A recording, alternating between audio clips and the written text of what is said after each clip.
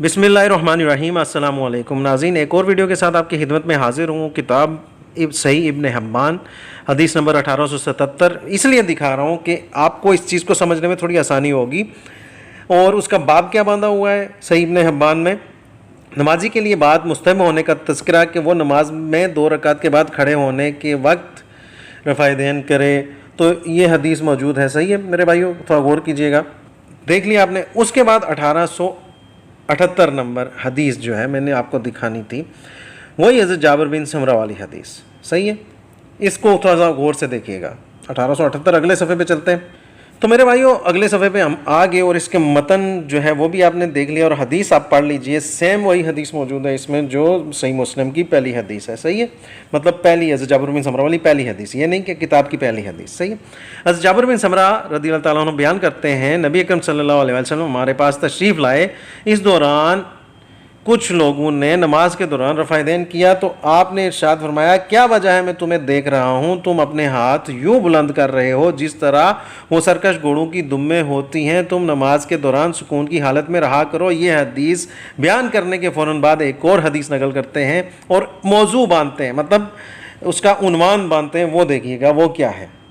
उन्वान है उस हदीस का तज़किरा जो उस शख्स के मौक़िफ़ को गलत साबित करती है जो इस बात का कायल है इस रवायत को एमश ने मुसय्यम बिन रफ़ा से नहीं सुना। अब वही हदीस को सिर्फ ये साबित करने के लिए कि यह हदीस फ़लाने फ़लाँ से सुनी है वो नकल कर रहे हैं और नीचे उसकी इसनाद भी लिख रहे हैं। देखिए नंबर भी साथ में दिए हुए हैं, अगर किसी को शक है तो वो पढ़ लीजिएगा। अब चलते हैं अगले सफ़े पे।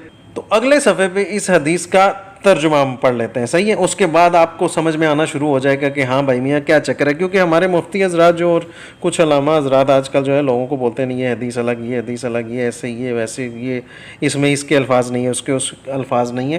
तो ये हदीसें लगातार नकल कर रहे हैं जैसे मुस्लिम में मौजूद हैं और साथ में तफसील भी बयान कर रहे हैं। तो देखिएगा हज़रत जाबिर बिन समरा रज़ियल्लाहु ताला अन्हु नबी अकरम सल्लल्लाहु अलैहि वसल्लम के बारे में ये बात नकल करते हैं, आप मस्जिद में तशरीफ़ लाए तो आपने कुछ लोगों को रफ़ा दैन करते हुए देखा तो आपने इरशाद फरमाया, इन लोगों ने हाथ यूँ उठाए हैं जिस तरह वो सरकश घोड़ों की दुम्में होती हैं। तुम लोग नमाज के दौरान सुकून की हालत में रहा करो। यह हदीस बयान करने के फ़ौरन बाद आगे उन्होंने एक बाब बांधा है उस रवायत का तज़किरा जिसमें इस रवायत के तफसीली अल्फाज मौजूद हैं। ये जो रवायत गुजर चुकी है ये और ये इससे पिछली के तफसीली अल्फाज, कुछ समझ आ रही मेरी बात? नहीं आ रही? आजकल के मौलाना जो हैं और आजकल के मुफ्ती हज़रात लोगों को गुमराह करते हैं कि ये हदीस अलग, ये हदीस अलग। तो फिर इसका मतलब है कि जिन्होंने हदीसें ली हैं या जिन्होंने लिखी हैं उनको समझ नहीं आई, वो ऐसे ही लगे हुए थे। तो देखिए चलते हैं आगे पढ़ते हैं, उर्दू भी साथ में पढ़ते हैं। तो यहाँ लिखा हुआ उस रवायत का तज़किरा जिसमें इस रवायत के तफसीली अल्फाज हैं जिसको मुख्तसर तौर पर हमने पहले ज़िक्र किया है, मुख्तसर तौर पर कि लोगों को नमाज के दौरान पुरसुकून रहने का हुक्म उस वक्त दिया गया था जब वो सलाम फेरते हुए इशारा कर रहे थे। ये हुक्म रुकू में जाते हुए रफ़ा दैन करने के बारे में नहीं है और एक भी मुहद्दिस ऐसे नहीं हैं जो रफ़ा दैन नहीं कर रहे हों।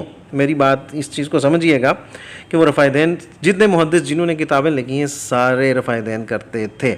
और अगर उनको ये हदीसें अलग अलग होती तो इनमें भी तो इख्तलाफ होना था कि नहीं यार फ़लाँ मुहद्दिस रफ़ा दैन करते हैं, फ़लाँ नहीं करते, सही है। तो मुहद्दिस जितने गुजरे हैं माशाल्लाह वो सारे ही रफ़ा दैन करते थे। इमामों में से जो हैं 3 इमाम जो बड़े इमाम हम मानते हैं, 3 इमामों के बारे में और उनकी किताबों से ये आसार मिलते हैं कि वो रफ़ा दैन करते थे, सही है, सवाए इमाम अबू हनीफ़ा के, सही है।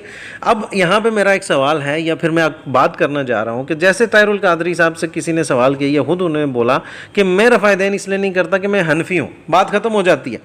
आप लोग बार बार इन हदीस को बदलने की क्यों कोशिश करते हैं? अभी देखिए 1880 का मतन भी आपने देख लिया, देख लीजिए मतन में क्या लिखा हुआ है कि अस्सलामु अलैकुम यमीनन व शिमालन, कि जब हम सलाम करते थे सीधे हाथ और उल्टे हाथ की तरफ तो फ़क़ाल रसूलुल्लाह सल्लल्लाहु अलैहि वसल्लम कि तुम लोगों को क्या हो गया, तुम्हारे हाथ क्यों शरीर घोड़ों की दुमों की तरह इधर उधर जा रहे हैं। और आजकल एक मुफ्ती साहब हैं वो बोलते हैं मैं शरीर घोड़े की दुम भी दिखाऊंगा, ऊपर नीचे उठती है। मतलब ना सहाबा को समझ आई ना मुहद्दिसीन को समझ आई, जो आज माशाल्लाह 1400 साल 1500 साल के बाद आजकल के मुफ्ती ही आने हज़रात को समझ में आ गई। तो ये हदीस भी पढ़ते हैं, इंशाल्लाह आपके दिमाग भी खुलेंगे और सब कुछ खुलेगा। تو جناب عالیہ حدیث آپ کے سامنے موجود ہے. حضرت جابر بن سمرہ رضی اللہ تعالیٰ عنہ بیان کرتے ہیں ہم جب نبی اکرم صلی اللہ علیہ وسلم کے پیچھے نماز ادا کرتے تھے تو ہم اپنے ہاتھ کے ذریعے دائیں طرف اور بائیں طرف السلام علیکم کہتے تھے. تو نبی اکرم صلی اللہ علیہ وسلم نے ارشاد فرمایا کیا وجہ ہے؟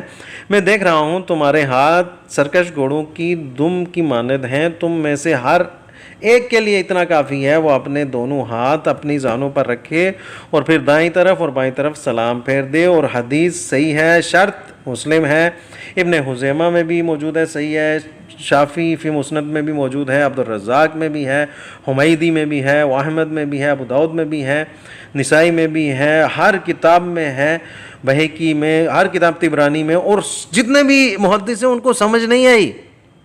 نہیں سمجھ آ رہی میری بات آپ کو؟ یہ ویڈیو بنانے کا میرا ایک ہی مقصد ہے کہ آج کل لوگوں کو جو گمراہ کیا جاتا ہے، اور اللہ سے ڈرو. تم لوگوں کو سب پتہ ہے کہ یہ حدیث کہاں کے لیے ہے، لیکن اپنا موقف ثابت کرنے کے لیے تم لوگ غلط بیانی کرتے ہو. چلیے اس کے بعد آگے بھی دیکھتے ہیں 1881 کیا فرماتی ہے. اب دیکھیے آگے جو 1881 کے اوپر ہی فوراً جو ہے وہ باب باندھتے ہیں. اس کا کیا مطلب ہے؟ اس دوسری روایت کا تذکرہ جو ہمارے ذکر کردہ مفہوم کے صحیح ہونے کی صراحت کرتی ہے. نہیں سمجھ آ رہی میرے بھائیو؟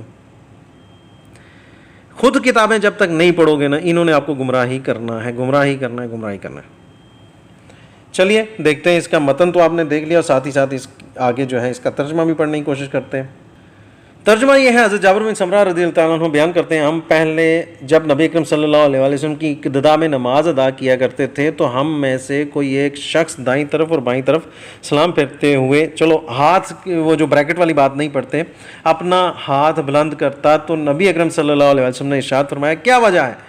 میں تمہیں یوں ہاتھ اٹھاتے ہوئے دیکھتا ہوں جس طرح وہ شریر سرکش گھوڑوں کی دم ہوتے ہیں. کیا تم میں سے کسی ایک کے لیے یہ کافی نہیں ہے وہ اپنا ہاتھ اپنے زانوں پر رکھے اور پھر اپنے دائیں طرف موجود شخص اور بائیں طرف موجود شخص کو سلام کرے؟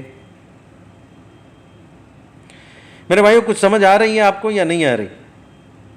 یہ حدیثیں ایک کے بعد ایک ذکر کرنے کے بعد انہوں نے اس کی تفصیل بھی لکھی ہے ساتھ میں باب میں. یہ دیکھیے باب میں تفصیل بھی موجود ہے کہ یہ حدیث کہاں کے لیے، کس کے لیے، کیوں ہے. شاید ان کو سمجھ میں نہیں آئی. اور آج جو ہے انڈیا پاکستان بنگلہ دیش کے ہلڑ لامہ کو، میں عالم نہیں بولوں گا کیونکہ ان کو سب پتہ ہے، وہ بےمانی کرتے ہیں، وہ مفتی نہیں ہے، مفت ہی ہیں. کیا ہے؟ مفت ہی حضرات اور ہلڑ لامے جو ڈرامہ کرتے ہیں اور نبی کریم صلی اللہ علیہ وسلم کی چیزوں کو بدلنے کی کوشش کرتے ہیں. ان کا اسلام سے اللہ معاف کرے کیوں دشمنی کرتے ہیں اتنی؟ آپ کو سنت پسند نہیں ہے مت عمل کرو، آپ کو کوئی اور چیز پسند ہے اس پہ عمل کرو. سنت کے سے اتنی دشمنی مت رکھو کہ آپ جو ہے نبی کریم صلی اللہ علیہ وسلم کے طریقے کو ہی بدلنے کی کوشش کرو. اور آپ کو اتنا بھی پتہ ہے کہ نبی کریم صلی اللہ علیہ وسلم کا فرمان موجود ہے کہ جس نے جان بوجھ کر میرے اوپر غلط بیانی کی تو اس کا ٹھکانہ کہاں ہے؟ جہنم میں. تو میرے بھائیوں تھوڑا غور کیجئے گا، اور کچھ نہیں تو خود پڑھنے کی کوشش کرو، ان ہلڑ لاموں سے بچو. صحیح ہے؟ دیکھ لیجئے کتاب جہانگیری صحیح ابن حبان جلد سوم اور حدیث نمبر 1881، 1880، 1879، 1878 اور 1877. جتنی بھی حدیثیں آپ پڑھو گے، جتنے بھی محدث گزرے ہیں انہوں نے ان احادیث کو سلام کے ہی ٹائم لیا ہے، نہ کہ رفع دین کے وقت، کسی اور رفع دین کے وقت. اچھا اب یہاں پہ ایک اور بات کرتا چلوں، اور اگر رفع دین منسوخ ہو گیا تو آپ کا عیدین میں کیسے بچ گیا؟ اور اگر رفع دین منسوخ ہو گیا تو آپ کا وتر میں کہاں سے بچ گیا؟ تھوڑا سا اس سوال کا بھی اگر ہو سکے جواب دیجیے گا، کیونکہ آپ انشاءاللہ جب ڈھونڈنے نکلیں گے نا آپ کو ساری چیزیں ملنا شروع ہو جائیں گی. ان ہلڑ لاموں اور ان مفتی ہی آن حضرات سے تھوڑا پرہیز کیجئے، خود کوشش کیجئے، کیونکہ علم حاصل کرنا ہر مسلمان مرد اور عورت پر فرض ہے. اور یہاں پہ ایک اور بات بتاتا چلوں کہ کسی ایک گروپ میں رہ کر، کسی ایک دائرے میں رہ کر آپ علم حاصل کرو گے نا تو آپ نے اس دائرے کا علم حاصل کیا، نہ کہ اسلام کا. میری بات کو سمجھیے گا، آپ نے کس کا علم حاصل کیا؟ اس دائرے کا. فرض کرو میں دیوبند ہوں تو میں نے دیوبند کا ہی علم حاصل کیا، میں بریلوی ہوں تو میں نے بریلویت کا علم حاصل کیا، میں اہل حدیث ہوں تو میں نے اہل حدیثیت کا ہی علم حاصل کیا، اور اگر میں شیعہ ہوں تو میں نے شیعت کا ہی علم حاصل کیا، نہ کہ اسلام کا. تو اسلام کا علم حاصل کرنے کے لیے آپ کو نیوٹرل ہونا پڑے گا، اور نیوٹرل ہونے کے لیے آپ کو خود کتابیں پڑھنی پڑیں گی، اور پھر سوال کرنا پڑے گا۔ سوال کرو گے تو آگے سے آپ کو گالی دے کر بگا دیا جائے گا جیسے ہمیں بگا دیا جاتا تھا۔ میں خاندانی بریلوی ہوں، صحیح ہے۔ جب پڑھنا شروع کیا تو آگے سے گستاخ، آگے سے غیر مقلد، آگے سے فلان، آگے سے ٹمکان، صرف سوال کیے۔ اور یار جواب تو تم لوگوں کے پاس جواب نہیں ہے، تو پھر لوگوں کو گمراہ کیوں کرتے ہو؟ انا للہ و انا الیہ راجعون۔